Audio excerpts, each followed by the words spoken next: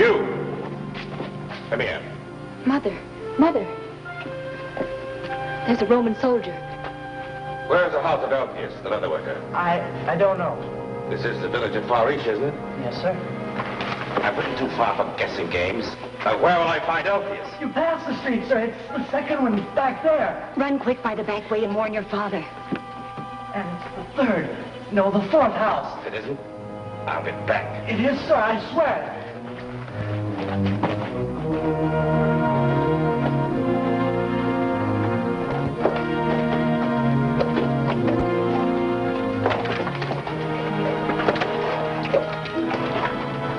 You're looking for Elpius, sir? Yes. He's not in there, sir. He left the village 2 days ago. There's no one in there, sir. It's too dangerous. We shouldn't stay here another moment. Who puts people to death? The Romans. No one there, eh? When they execute a leader, Keep what going. will next? Fast. His followers and kill them. Yes, with their families, too. Please, at least wait till we have facts instead of rumors. All we've heard is mere gossip about some rabbi having been put to death in Jerusalem. A young rabbi from Galilee. How many men fit that description? More than one. Remember, my friend, Elpius' kinsman is traveling with the Nazarene. Surely he'd let us know if any trouble had arisen. If he hasn't been executed with all the others. You stay and greet the Roman swords, not me. But if you take my... you'll scatter before it's too late.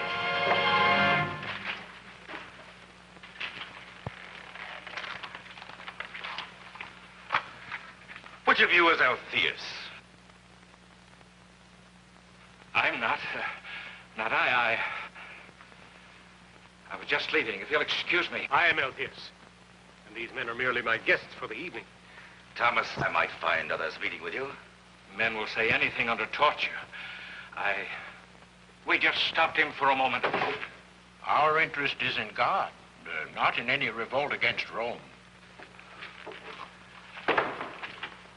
And I'm here on my own business, not Caesar's. Your cousin Thomas has been delayed in Jerusalem. When he found out I was traveling this way, he asked me to give you a message. My name is Cornelius. Welcome to my home. Rachel, water and linen for our guest, my dear. Then food and wine. Let me have your helmet. Long journey over those mountains. And a dusty one.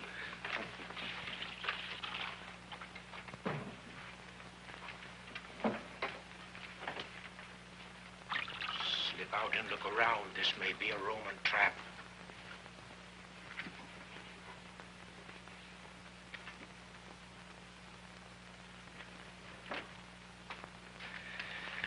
There now. I feel better. And the message from Thomas? Does it concern the Nazarene named Jesus? Was he put to death? We're simply curious, that's all. My cousin, has he been arrested? And what of the Galileans other followers? One at a time, one at a time. Your cousin is free and in good health. So are all the Galileans' close followers. That is all but one, Judas of Cariath, who died by his own hand. And the Galilean? He is dead. He was crucified. For what reason? Wait till they go on. Thomas said, tell all you know. Leave out nothing. Shall we make ourselves comfortable?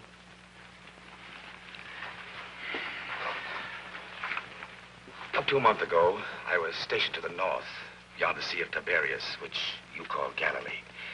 There, my band had the luck to capture a thieving murderer called Barabbas. Barabbas I know. You've heard of him as a patriot of the people, leader of a zealot band. But if you'd had your outposts brutally massacred, your young sentries knifed in the back, you'd... Well, at any rate, we cornered him. We crushed his rebel army, put him in chains, marched him to Jerusalem for the honor of being sentenced to death by the procurator. I gave my testimony and listened as Pilate tried to question the prisoner.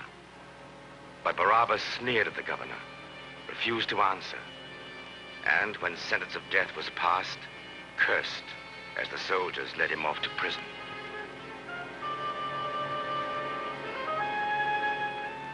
I was commended and ordered to stay in the city with my men until the end of the Passover feasts.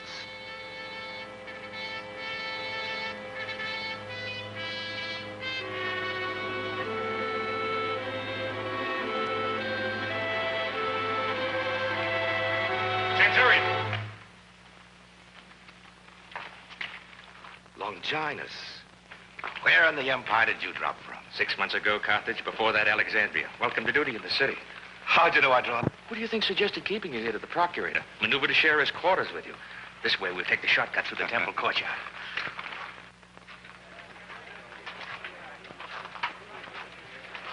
Well, they've changed things around since I was last here. Changed? It used to look like a stockyard.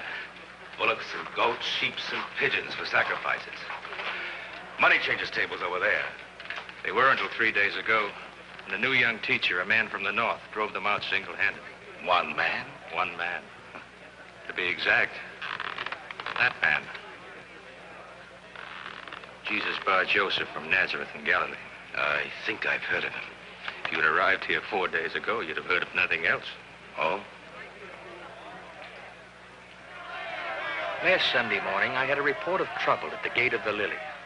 So I went down to investigate. The next thing I knew, I was caught up in a crowd shouting, "Hail the Messiah! Hail to Jesus of Nazareth, King of the Jews!" They threw down their cloaks for him to ride on. He was mounted on a donkey, walking on a carpet of robes and palm branches. I was sure we had a revolution on our hands, but I was jammed so tightly in the mob I couldn't get out to alert the guard. He rode up to the temple gates, looked at them with tears in his eyes, and went away. Just like that? Just like that. And believe me, I was delighted to see him go. The next morning, he was back here in the temple courtyard, storming at the changers and sellers for turning a sacred place into a thieves' den. They scattered before him like rats. You know he's a man of courage. Well, I wouldn't call the money changers a valiant sort of enemy. Oh, I don't mean just for baiting them, but for having the nerve to come back here. He must realize that the high priest can stand no such opposition. The very stone which the builders rejected has become the head of the corner. What's wrong? There go two of Caiaphas' closest aides. Let's stroll over and see what's happening. This was the Lord's doing, and it is marvelous in our eyes. We know that you are true and do not regard the position of men, but truly teach the words of God. Is it lawful to pay taxes to Caesar or not? A very choice trap. If he says pay, the entire crowd turns against him. Don't pay and I arrest him for treason. Well, come, teacher, answer. Should we pay them or should we not? Why put me to the test? Because of your great authority and wisdom. Bring me a coin.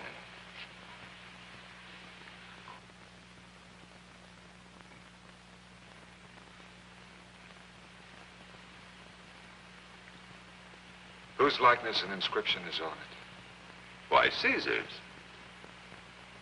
Render to Caesar the things that are Caesar's, and to God the things that are God's.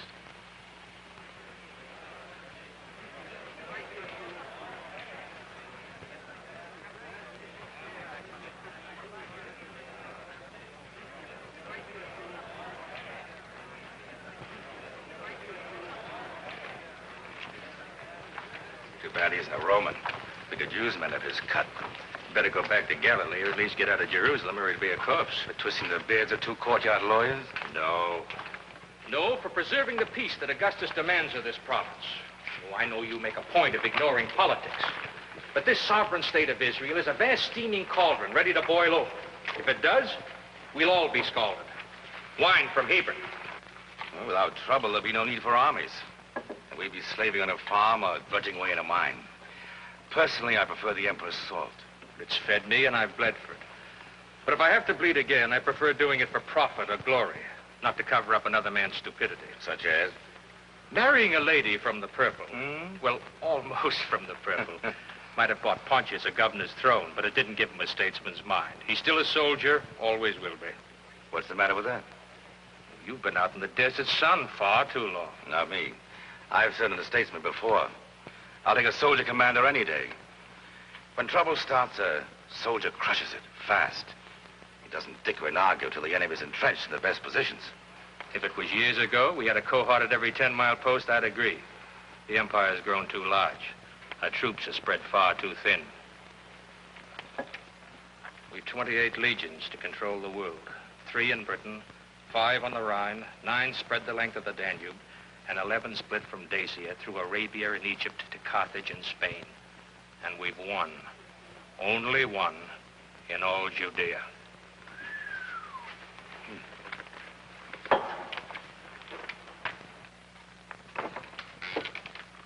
Well, this is it. There's your bed. I had your trunk brought over. Make yourself at home. That bed looks good.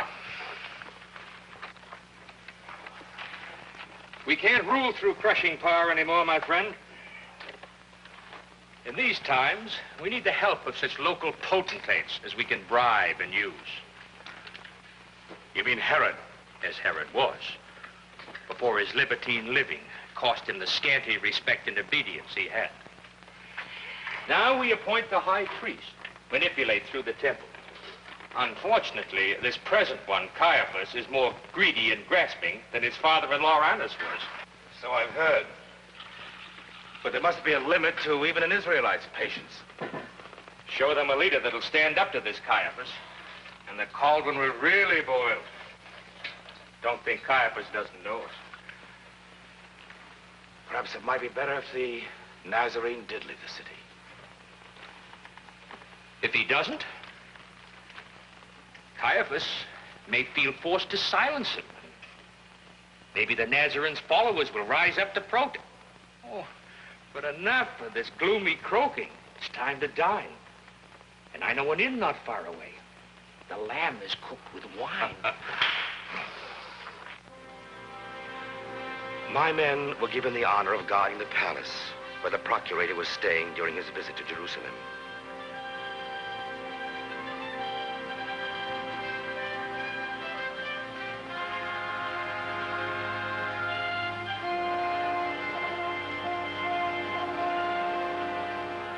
Although I was kept busy with routine matters, I was unable to put Longinus' predictions from my mind. I kept thinking of the Nazarene.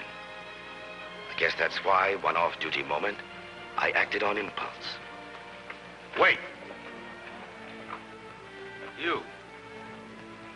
Aren't you the man I saw in the temple court, standing by the side of the Nazarene? Yes. Come here.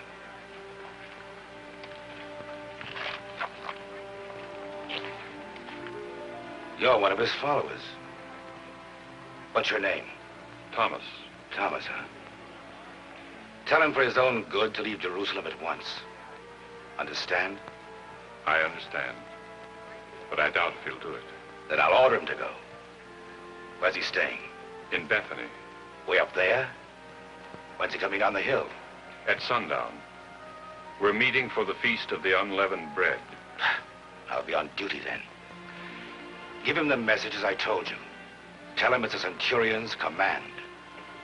I'll tell him. Thomas. Yes? Let me know what he does. That is how I came to know your cousin. And how I learned later of the things which transpired that night.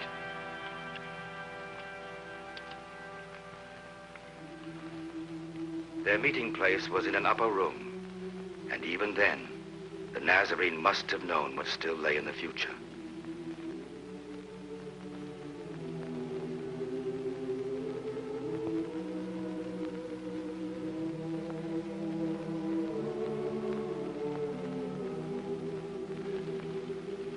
I have earnestly desired to eat this Passover with you before I suffer. For I tell you, I shall never eat it again until it is fulfilled in the kingdom of God.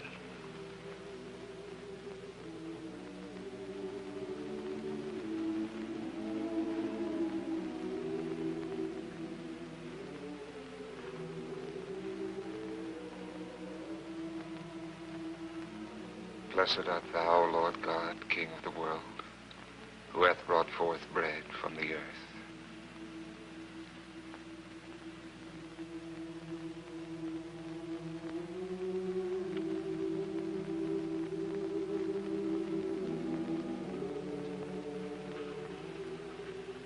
Take, eat. This is my body, given for you. This do in remembrance of me.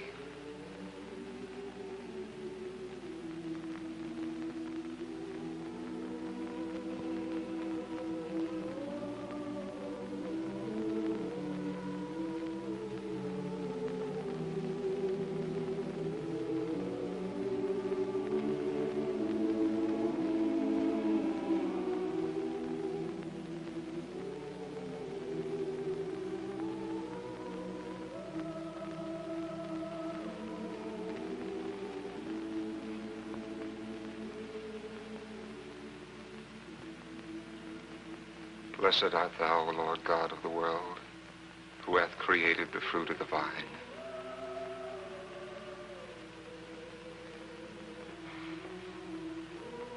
Drink ye all of this, for it is my blood of the New Testament, which is shed for you and for many, for the remission of sins. I tell you, I shall not drink again of this fruit of the vine until that day when I drink it new with you in my Father's kingdom.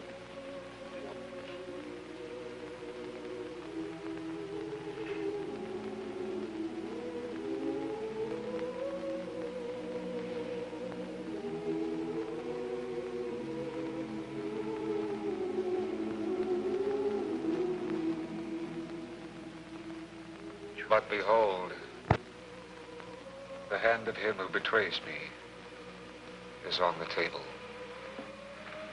For the Son of Man goes as it has been determined. But woe to the man by whom he is betrayed. Master, who do you mean? None of us would betray you. Master, how can you doubt our loyalty? I'd never do such a thing. Even as they were affirming their loyalty, there was one who slipped out to betray him.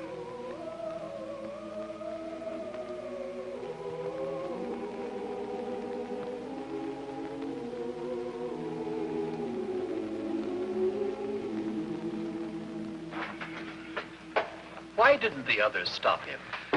Because they didn't suspect him. But the Nazarene had just said he would be betrayed. I know. But as Thomas explained it to me, each man loved Jesus so dearly, the very thought of betrayal seemed impossible. Besides, the one who went out was so well trusted, he'd been chosen as the keeper of their purse. And they may have assumed that he was going to pay for the food they'd eaten, or to give alms to the poor. Thomas said they were all eager to assure Jesus of their loyalty, even argued as to which of them would be foremost as his follower. But the Nazarene was displeased by their rivalry. Who has followed him longest? Answer me that. Who forsook the most? I could have been a wealthy man. Did you leave a home and servants as I did? No. My children. The kings of the Gentiles exercise lordship over them, and those in authority are called benefactors. But not so with you. Rather, let the greatest among you become as the youngest, and the leader as one who serves. For which is the greater, one who sits at table or one who serves? Is it not the one who sits at table? But I am among you as one who serves.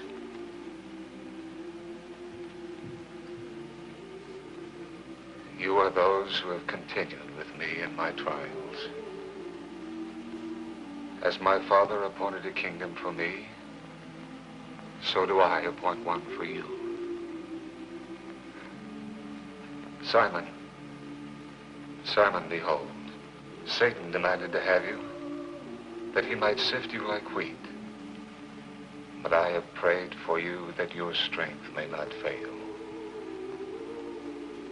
And when you have turned again, strengthen your brethren. Turned again? I have not turned away. Lord, I am ready to go with you to prison and to death. I tell you, Peter, the cock will not crow until you 3 times deny that you know me. No, Master, no. Not I. Never would I deny you.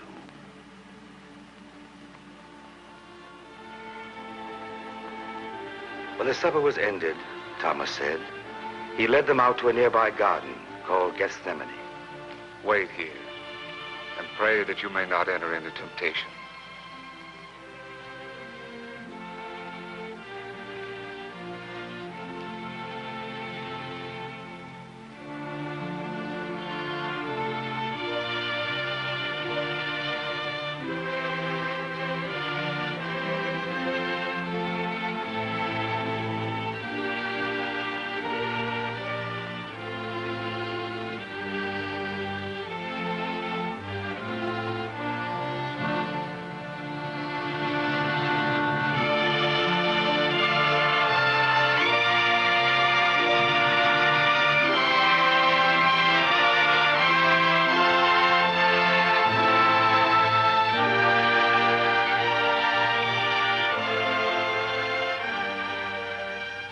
Father,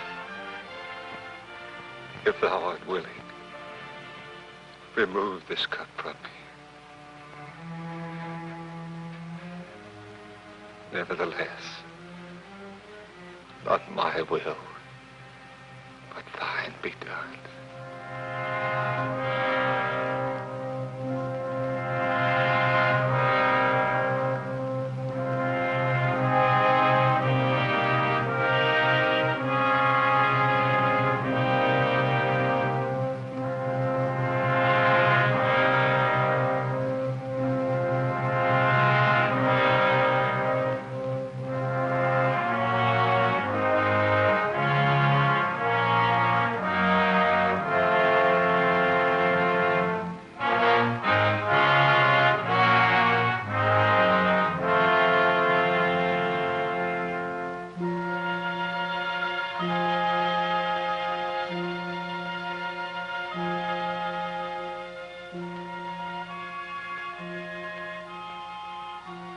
Peter.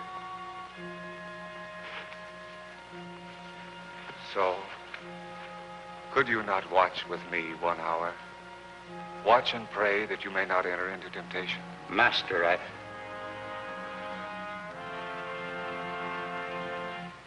The spirit indeed is willing, but the flesh is weak.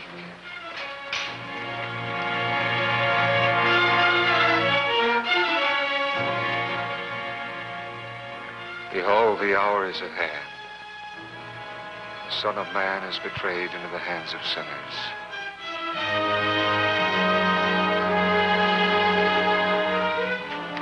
Master.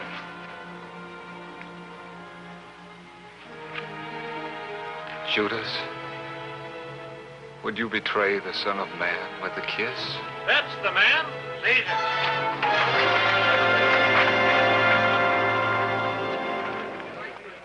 As I said, I had no knowledge of these happenings until later. But I wasn't the only one kept unaware of Caiaphas' moves that night.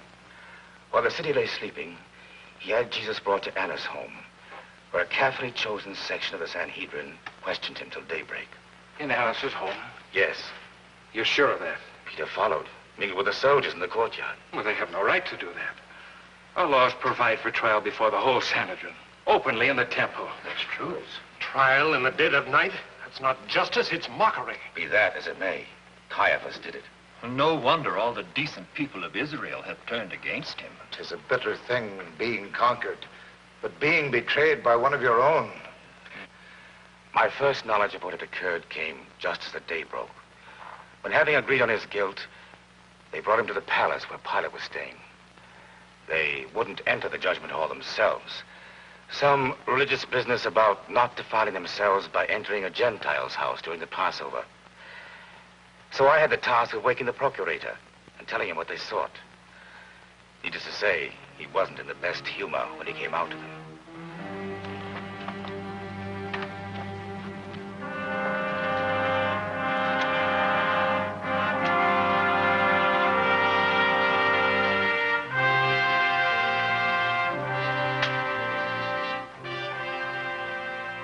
Your Excellency. If a matter weren't of such urgency, Hi. We regret urgently having interfered. But it will only take a moment of This your... man you've brought to me, of what is he accused? He incited the people to riot in the very courtyard of the temple. He even claims to be the Messiah, the Christ, the Son of God. He encourages his followers to hail him as the king of all the Jews. These affairs are yours, not Rome's. Take him. Judge him according to your laws. We have, Excellency, and found him deserving of death. All we ask is your endorsement of our findings. If he were not guilty, we wouldn't have brought him to you. Wait here.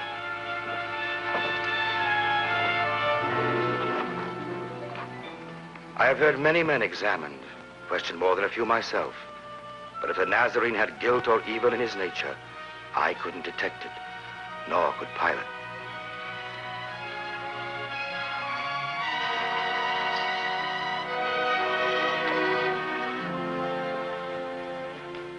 Are you a king, then?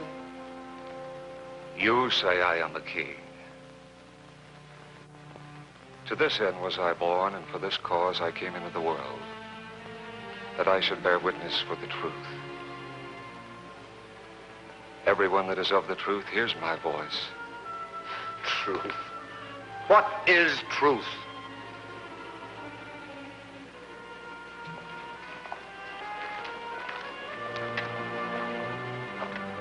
I find no fault in the man. But he has stirred up the people. Yes, he's spoken Pre-sedition against to be Caesar. king himself. All over Judea, from here to Galilee. Galilee? Is he a Galilean? Yes, he comes from Nazareth. Then he comes under Herod's jurisdiction, not mine. Centurion, Yes, Your Excellency. have the prisoner taken to the Tetrarch. But Excellency, we found him you will only guilty. wait if you'll give us just a moment.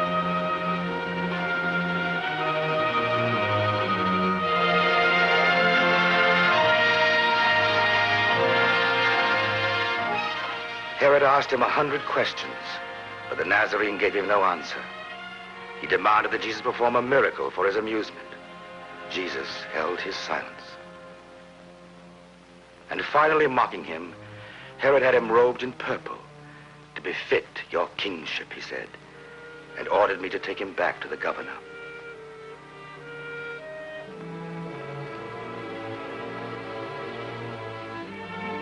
Little as I knew the man, and hardened as a soldier of Rome must be, my heart went out to him.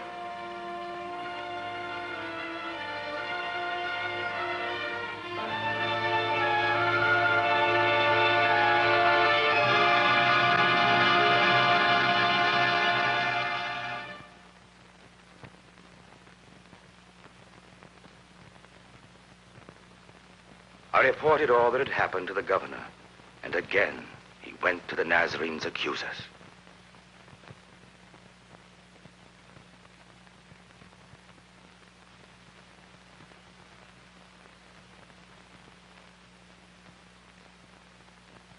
You brought the man to me as one who incites the people. I questioned him. I found no fault in him, no guilt in the things of which he was accused. No, nor did Herod. The prisoner's done nothing to merit death. I will have him chastised and then released. No, whipping is not enough. Yes, do away with it. He found no wrong in the man, no guilt, and yet he ordered him to be flogged. Perhaps it was to save the Nazarene's life. If Pilate thought a flogging would appease them. Pilate is the governor. He speaks for the emperor. Since when has Roman justice been betrayed to appease the men of a conquered land? Perhaps I do our governor an injustice. Yet I feel that he was more eager to humble Caiaphas than to help an innocent man. Be that as it may, he made another attempt. You're all familiar with the custom of releasing a prisoner to the people at the time of the feast. Of course, we know. Well, after Jesus had been flogged, they brought him before the governor once more. The soldiers had made him a crown of thorns. You have heard how many things they have witnessed against you. They say you call yourself the Son of God. Who are you? From where do you come? Why don't you answer? Don't you realize I have the power to release you or crucify you?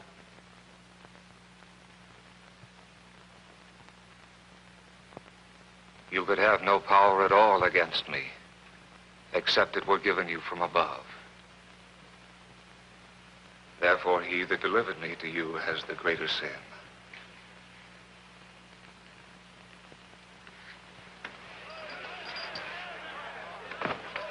Bring the prisoner.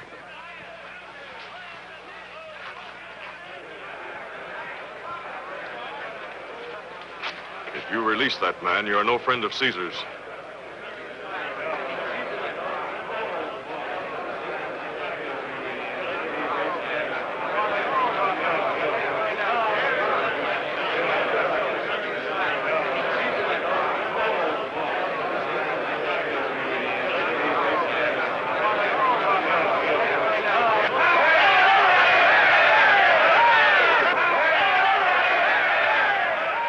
I bring him before you so you may know I find no fault in him.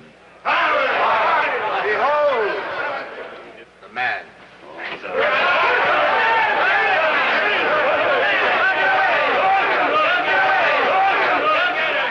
By custom, as at each Passover, I will free a prisoner to you. Will you have me release for you the King of the Jews?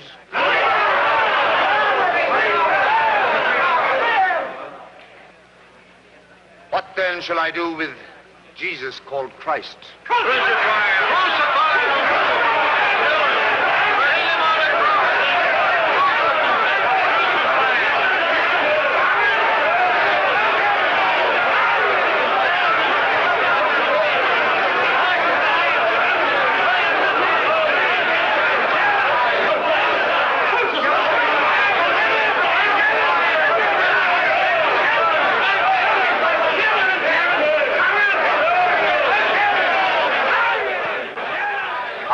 Innocent of this man's blood.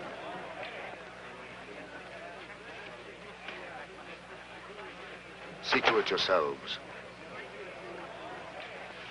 Release Barabbas.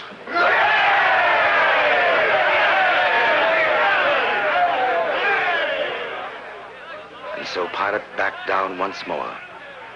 But he had one final taunt for Caiaphas and his cohorts. He ordered a sign for the Nazarene's cross, saying, "This is the King of the Jews."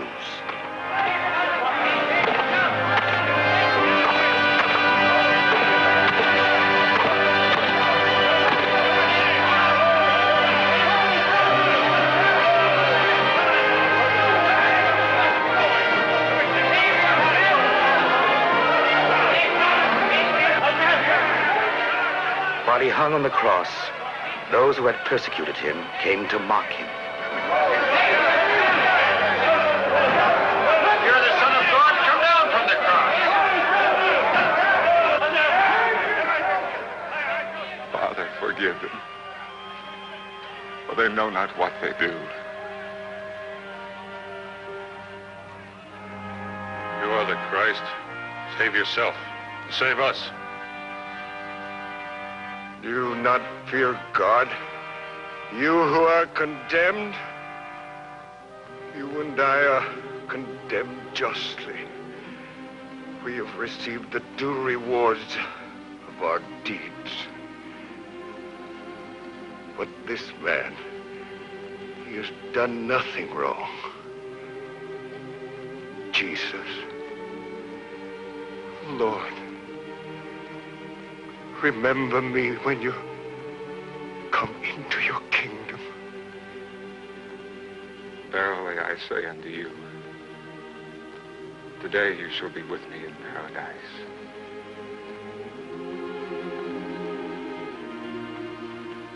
When my hours of duty ended, I could not keep away. I made my way to the hilltop and found my friend Longinus in charge. He still lives.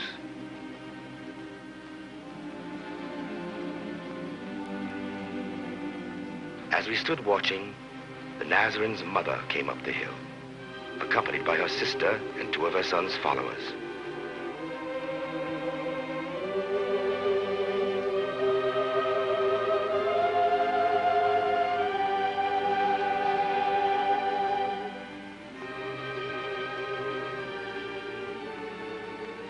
Woman, Behold,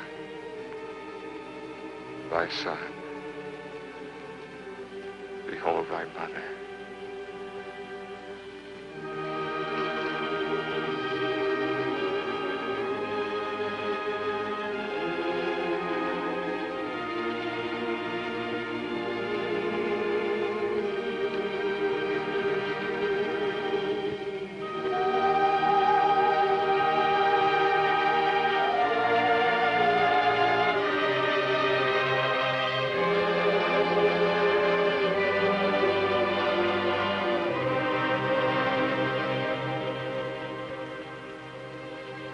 Waited and watched. I wanted to leave, but I couldn't. The 7th hour passed, and the 8th.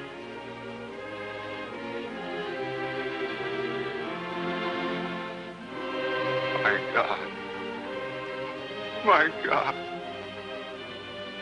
Why have you forsaken me?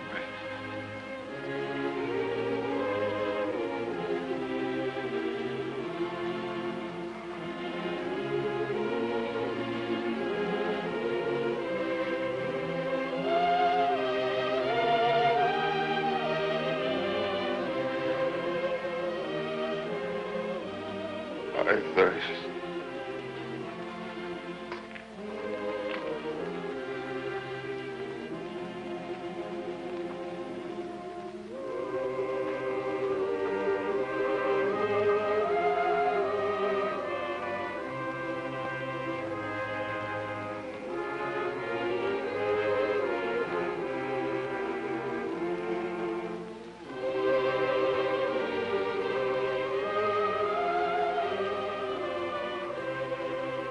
Father, into thy hands I commend my spirit.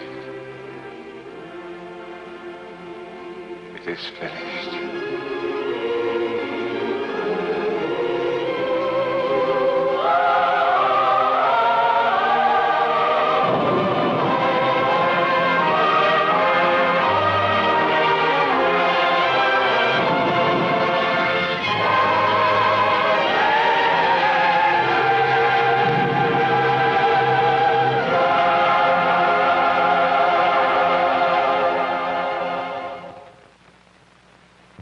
That evening, a wealthy man, Joseph of Arimathea, came to the procurator, asking permission to place the Nazarene's body in his own new tomb. Pilate granted the request. No sooner had the man left, however, than Caiaphas' messengers came shouting protests. It seemed the Nazarene had made predictions of rising from the grave, and they who feared him in life were now suspicious that his followers would steal his body and claim his forecast fulfilled. So, to humor them, Pilate gave orders for a guard to be placed at the tomb.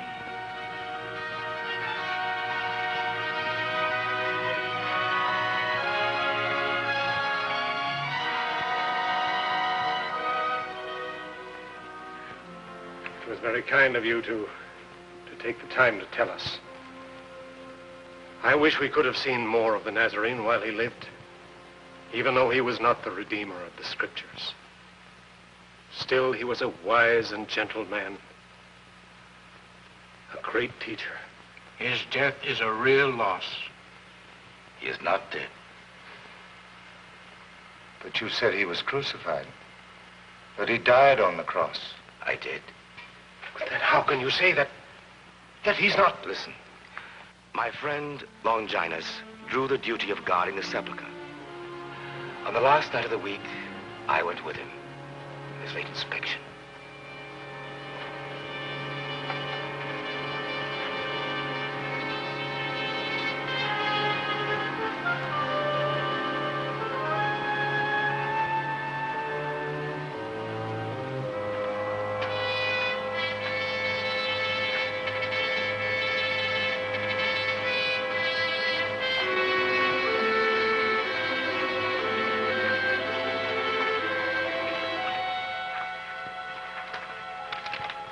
Well, I'd better go no farther. You mean you stay here with your men? Orders? I thought you knew. No. Caiaphas, I did. He assumes all soldiers can be bribed. Well, I've done harder jobs for the Empire. Me too. More than I foresaw when I received my first pilum in Gladius. That's a long time back for both of us. Long time. A lot of marches, good many scars. You know something? Life on a farm of one's own might not be so unbearable. In Tuscany or Umbria. Or the Valley of the Po. I remember the grapes. The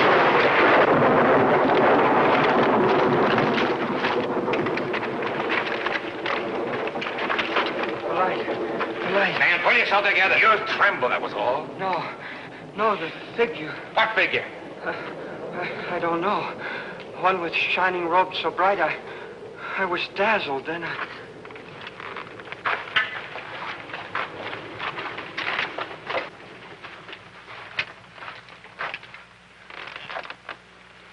Pilate will never believe this. He'll have to. When all your men tell the same story. Get them ready. I'll go with you. Perhaps I should leave one or more of my men here. To guard what? An empty tomb?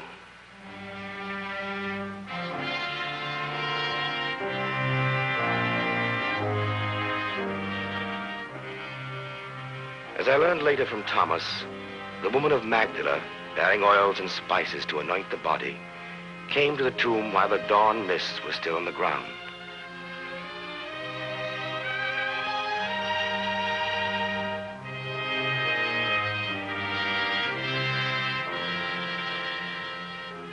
Finding the stone rolled aside and the sepulchre empty, she believed the Nazarene's body had been stolen by his enemies.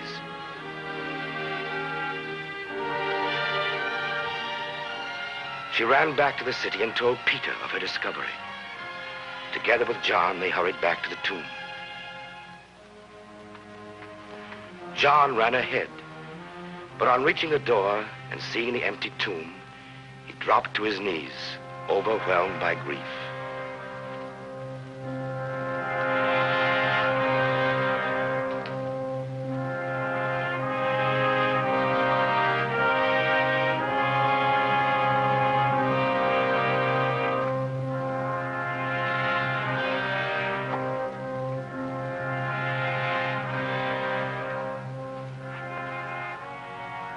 Why didn't the guards stop them?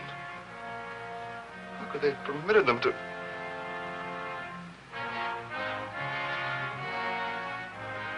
I wonder, why did they remove the grave cloth? How could we understand the thinking of men who would do a thing like that?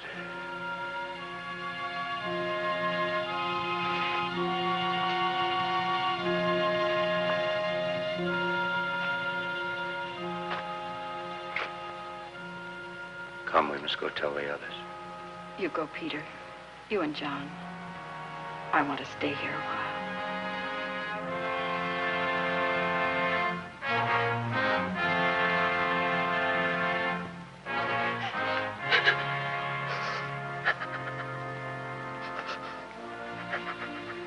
Woman, why are you weeping? Whom do you seek? Because they have taken away my Lord.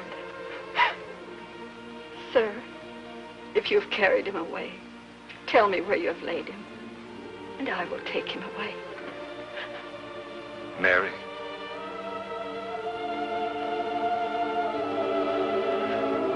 Master. Do not touch me, for I have not yet ascended to the Father. But go to my brethren and tell them, I am ascending to my Father and your Father, to my God and your God. The resurrection rumor spread, and so one afternoon, now then, whatever you may say is for my curiosity, not Pilate's. Sit down. You're not under arrest. I've heard wild tales about the Nazarene. Well, having been seen alive. Is there any truth to it? There are those who say he has risen from the grave. Do you know any who claim to have actually seen him? Yes. Who? A woman, Mary of Magdala, a man named Cleophas and his friend, who walked with him on the road to Emmaus. And 10 of those who with me have traveled constantly with him these past 3 years. They've actually seen him? Talked to him? So they say. And you? Do you believe them? I don't know. I was away when he appeared to them. I didn't see him myself. Are they honest men? Oh, yes. I'm sure they believe they saw him, but all my life I've been called doubter, skeptic. Until I see him with my own eyes, see the nail holes in his hands, the wound in his side. I'd like to question the others. Can you arrange it? I think so. We stay in the upper room of the house where we observe the Passover feast. If you will come there tonight. I'll be there. A Roman Centurion. He asked to come for his own interest, not as a soldier. Otherwise... You shouldn't have told him where to find us. Would have been safer if we could have met him somewhere. Matthew, put the bar on the door while we discuss this. The man may have spoken with sincerity, but if he hasn't... I think we should leave here, quickly. We can go to Lazarus' home, at least for the night. Well, that's the first place they'd look for us. Why wasn't he satisfied with what you told him? Surely that should be enough. Because I could only say they have seen, but I have not. But if you'd assured him that you believed the master had risen... I could not say that. Unless I see in his hands the prints of the nails and place my fingers in the mark and my hand in his side, I will not believe. Peace be with you. Master. Thomas, come to me.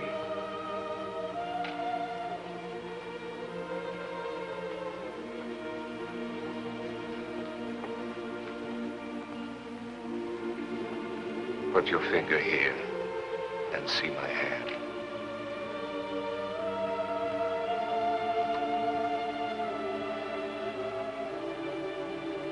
Put out your hand and place it in my side.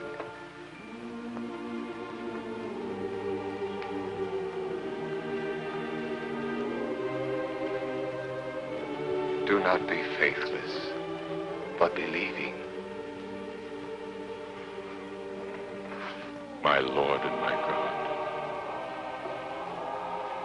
Have you believed because you have seen me? Blessed are those who have not seen and yet believe.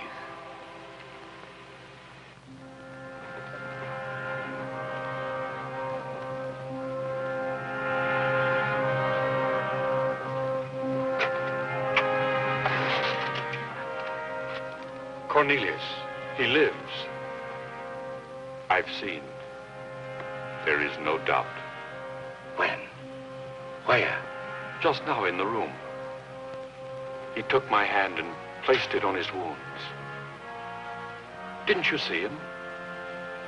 Must have passed him on the stairs.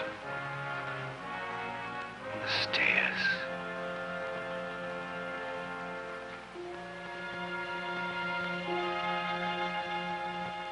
His robe, your master's robe, brushed my arm. My friends, you can cease discussing the teachings of a wandering rabbi and start worshiping the risen Son of God. It was no mortal man that Thomas and the others followed. No leader of a small group or of one land. He was a leader of all men, a victor, not of a mere human enemies, but over death itself. With all the life that is left to me, I shall tell his story. Jesus lives. He is the hope, the only hope of all mankind. I know, for I beheld his glory.